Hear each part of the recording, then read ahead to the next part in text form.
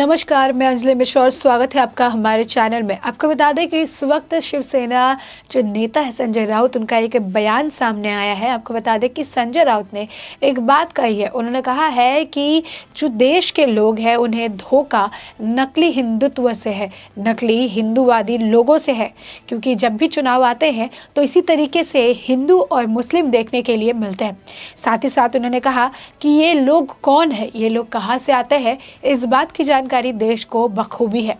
तो आप देख सकते हैं कि ये एक शिवसेना के नेता है और शिवसेना के संस्थापक हैं बाला साहब ठाकरे, जिन्हें बाल ठाकरे भी कहा जाता है। उनका आज जो है 90वीं पुण्यतिथि है। आज ही के दिन उनका देहांत हुआ था। आपको बता दें कि वो एक कट्टर हिंदूवादी नेता थे। उन्हें जो है एक तरह से काफ़ी एक कहते हैं स्ट्रॉन्ग नेता के तौर पर जाना जाता था, जो कि और हिंदुत्व को मानते थे। वो अपनी बेबाकी से जवाबदेही के लिए काफ़ी जो लोगों में जाने जाते थे, काफ़ी ज़्यादा प्रसिद्ध थे। वो अपने जब वो राज करते थे तो उस वक्त ना उन्होंने कभी राजनीति में पाँव रखा, ना किसी वो सीट पर बैठे, ना उन्होंने कभी मंत्री पद स्वीकार किया। लेकिन इसके अलावा मुंबई और महाराष्ट्र की पूरी सियासत उनके हिसाब से चलती थी। पूरे राजनीति में उनका जो है एक अहम कदम कहा जा सकता है, अहम रोल देखने के लिए मिलता था। वही बाला साहब ठाकरे जो हिंदुत्व को बहुत कट्टरता से लेते थे, जिन्होंने मुंबई या महाराष्ट्र से मुस्लिमों को बाहर निकालने का काम किया था, वही बाला साहब ठाकरे जिन्हें मुंबई और महाराष्ट्र में बसे बाहरी लोग, चाहे वो बिहार के हो, उत्तर प्रदेश के हो या फिर कहीं और के, उन सभी को वहां से निकालने का काम किया था। वही बाला साहब ठाकरे जिन्होंने शिवसेना को के संस्थापक रह चुके हैं। तो वही बाला साहब ठाकरे जो कि कट्टर हिंदुत्व को मानते थे और कट्टर हिंदू थे, उन्हें हिंदू सम्राट भी कहा जाता था। और उन्हीं के जो पार्टी के जो नेता है वो इस तरीके की बात कहते हुए नजर आते हैं, इस तरीके से हिंदुत्व को गाली देते हुए नजर आते हैं, नकली हिंदुत्व और नकली हिंदूवादी लोग कहते हुए नजर आते हैं, जो कि सच में शर्मसार करने वाली बात है। साथ ही साथ आपको बता दें कि बाला साहब ठाकरे जो थे, उनका नाम काफ़ी ज़्यादा इज्जत से महाराष्ट्र में लिया जाता था। उन्होंने एज अ कार्टूनिस्ट अपने करियर की शुरुआत की थी और उसके बाद वो जो है महाराष्ट्र के एक तरह से सम्राट बन गए थे। वो जो चांदी के सिंहासन पर बैठते थे और सारे जो राजनीतिक मुद्दे होते थे सभी को वहाँ बैठे बैठे वो सॉल्व कर देते थे।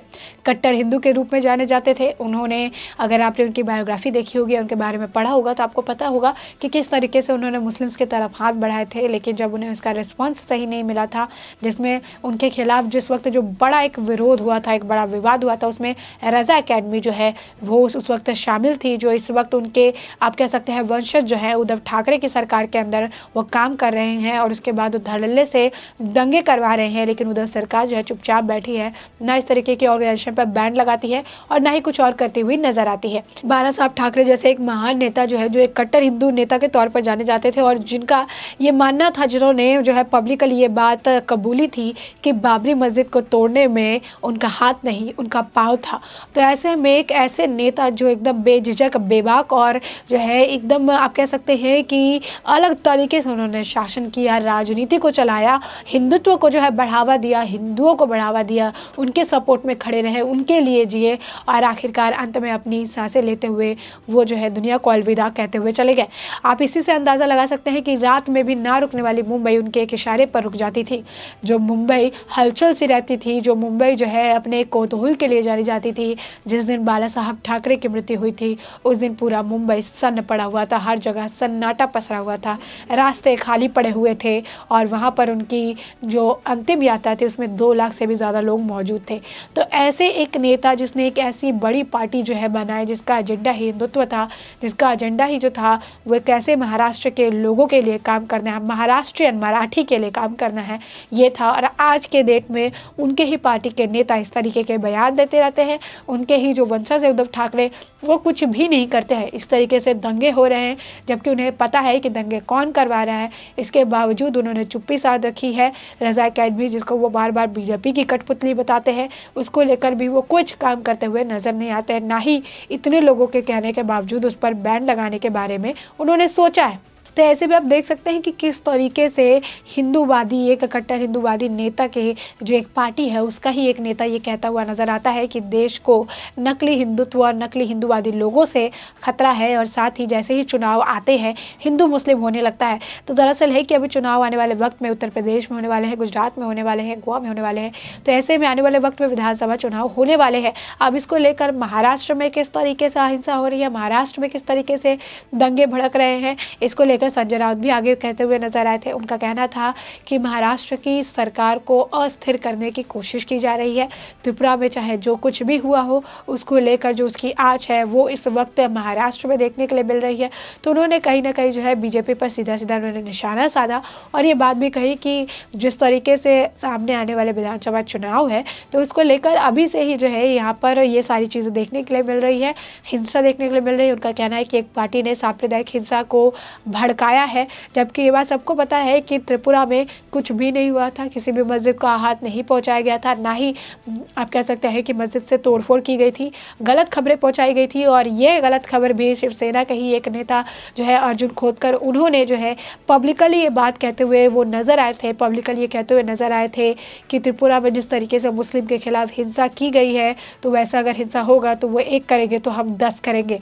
ये बात उन्होंने साफ साफ शब्दों में जो है अपने एक आप कह सकते हैं कि जनसंवाद के दौरान उन्होंने ये बात कही थी, जहाँ पे कई सारे लोग मौजूद थे, काफ़ी मात्रा में वहाँ पे लोग मौजूद थे और वो ये बात, ये गलत खबर उन्होंने लोगों तक पहुँचाई थी। एक शिवसेना का नेता मुस्लिमों को लेकर भड़काता हुआ नज़र आता है, उसके ऊपर कार्रवाई होती है, उसे गिरफ्तार किया जाता है और फिर भी शिवसेना जो है वो मोदी गवर्नमेंट पे जो है आप कह सकते हैं कि सवाल खड़े करती नज़र आती है, बीजेपी कार्यकर्ताओं पे सवाल खड़े करती नज़र आती है। तो ऐसे में आप देख सकते हैं कि किस तरीके से जहाँ पर संजय राउत इस तरीके की बातें कहते हुए नजर आ रहे हैं, जिस तरीके के स्टेटमेंट देते हुए नजर आ रहे हैं, तो आज के वक्त में जहाँ पे महाराष्ट्र में एनसीपी और शिवसेना की सरकार है वहाँ पर एनसीपी का एक कॉरपोरेटर व्हाट्सएप के जरिए गलत जो है खबर फैलाता है कि त्रिपुरा में मुस्लिमों के खिलाफ हिंसा हुई है।